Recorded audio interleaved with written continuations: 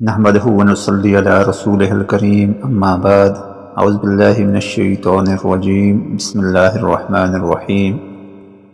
محترم ناظرین، السلام علیکم ورحمۃ اللہ وبرکاتہ۔ ہم امید کرتے ہیں کہ آپ بخیر و عافیت ہوں گے۔ زندگی کی چلتی اس گاڑی میں آج ہمارا اہم ترین اور مصروف ترین دن اور انتہائی خوشی کا دن یعنی عید الفطر کا دن گزرا ہے۔ آج عید الفطر کا پہلا دن، کل دوسرا، جبکہ پرسوں تیسرا دن ہوگا۔ ناظرین گرامی، عید الفطر جو کہ رمضان المبارک میں اللہ تبارک و تعالی اپنے بندوں کو خصوصی انعام کے طور پر عطا فرماتا ہے، اس دن کا وظیفہ کل ہم نے پیش کیا تھا کہ زیادہ سے زیادہ استغفار کو کثرت سے کیا جائے تاکہ رمضان المبارک میں ہونے والی کمی کوتاہیوں کا ازالہ ہو سکے۔ ناظرین گرامی، آج جو وظیفہ ہم آپ کے سامنے پیش کر رہے ہیں، یہ وظیفہ عید الفطر کے دوسرے دن کا وظیفہ ہے۔ یہ وظیفہ شیطان سے حفاظت کا عجیب نسخہ ہے۔ یہ وظیفہ اللہ تبارک و تعالیٰ کی رضامندی اور اللہ تبارک و تعالیٰ کی مسکراہٹ اور اپنے بندے سے محبت کا وظیفہ ہے۔ ناظرین گرامی، اس وظیفے کو کریں تاکہ ہمارے رمضان المبارک میں کیے گئے اعمال، ہماری نیک حاجتیں جو کہ نیک اعمال سے پوری ہوئیں، وہ اسی طرح تواتر کے ساتھ پورے سال جاری و ساری رہ سکیں۔ محترم ناظرین، رمضان المبارک میں چونکہ حدیث مبارکہ کے مفہوم کے مطابق شیطان بندھے ہوئے ہوتے ہیں اور رمضان کے بعد وہی روٹین شیطان اپنے چھوٹے چیلوں کے ساتھ انسان کو گمراہ کرنے میں لگ جاتا ہے، لہذا شیطان سے حفاظت کا یہ نسخہ آج ہم آپ کو دے رہے ہیں۔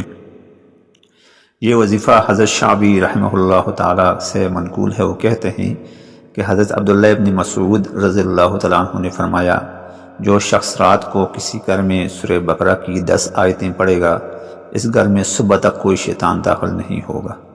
یعنی رات کو سوتے وقت کوئی شخص یہ 10 آیتیں پڑھے گا تو رات بھر اور صبح کے وقت اور دن بھر جو ہے شیطان سے اس کی حفاظت رہے گی۔ وہ 10 آیتیں ہیں سورہ بقرہ کی شروع والی 4 آیتیں الف لام میم سے، پھر آیت الکرسی یعنی اللہ لا الہ، اور اس کے بعد والی 2 آیتیں، اور پھر سورہ بقرہ کی آخری 3 آیتیں۔ یہ کل 10 آیتیں ہوئیں۔ ان آیات کو کم از کم روزانہ 1 مرتبہ لازمی پڑھیں۔ اگر روزانہ پڑھنا مشکل ہے تو ان آیات کو آپ نے کسی کاغذ پر لکھ کر اپنے گھر میں دروازے کے اوپر یا اپنے کمرے میں جو ہے اس کو لٹکا دینا ہے۔ انشاءاللہ تبارک و تعالی شیطانی اعمال، شیطان کی نحوست گھر سے دور رہے گی۔ اسی طرح ایک اور عمل ہے جو کہ اللہ تبارک و تعالیٰ کو مسکرا دینے والا، اللہ تبارک و تعالیٰ کو خوش کر دینے والا عمل ہے۔ یہ وظیفہ ہے حضرت علی ابن ربیعہ رحمہ اللہ سے منقول ہے۔ وہ کہتے ہیں کہ مجھے حضرت علی رضی اللہ تعالیٰ عنہ حضرت حیدر قرار نے اپنے پیچھے بٹھایا اور حرہ کی طرف لے گئے، پھر آسمان کی طرف سر اٹھایا اور فرمایا، اے اللہ میرے گناہوں کو معاف فرما، کیونکہ تیرے علاوہ اور کوئی گناہوں کو معاف نہیں کرتا۔ پھر میری طرف متوجہ ہو کر مسکرانے لگے۔ میں نے کہا، اے امیر المومنین، پہلے آپ نے اپنے رب سے استغفار کیا، پھر میری طرف متوجہ ہو کر مسکرانے لگے، یہ کیا ماجرا ہے یا یہ کیا بات ہے؟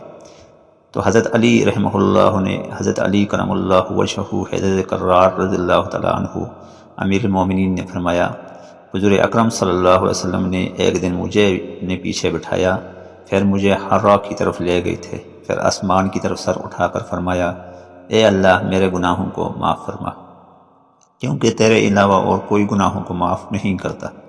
پھر میری طرف متوجہ ہو کر مسکرانے لگے تھے۔ میں نے کہا، یا رسول اللہ، پہلے آپ نے اپنے رب سے استغفار کیا، پھر میری طرف متوجہ ہو کر مسکرانے لگے، اس کی کیا وجہ ہے؟ تو نبی کریم صلی اللہ علیہ وسلم نے فرمایا، میں اس وجہ سے مسکرا رہا ہوں کہ میرا رب اپنے بندے پر تعجب کر کے مسکراتا ہے اور کہتا ہے، اس بندے کو معلوم ہے کہ میرے علاوہ اور کوئی گناہوں کو معاف نہیں کرتا۔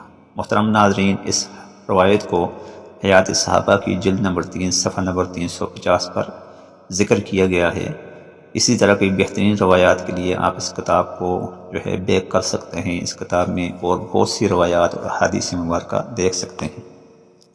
ناظرین گرامی، آج کے بعد یعنی کل رمضان المبارک کے بعد عید کا دوسرا دن ہوگا۔ عید کے اعمال کو خوشیوں میں اپنے ساتھ جو غریب لوگ ہیں ان کو بھی شامل فرمائیں اور ہمارے لیے بھی دعا فرمائیں، ان لیے بھی دعا فرمائیں کہ اللہ تبارک و تعالی ہمیں رمضان المبارک کی طرح ہی نیکیاں کرنے، نیکیوں پر ثابت قدم رہنے، نیکیوں کو پھیلانے کا ذریعہ بننے کی توفیق عطا فرمائے۔ حاضر ہوں گے کل ایک نئے وظیفے کے ساتھ۔ السلام علیکم ورحمۃ اللہ وبرکاتہ۔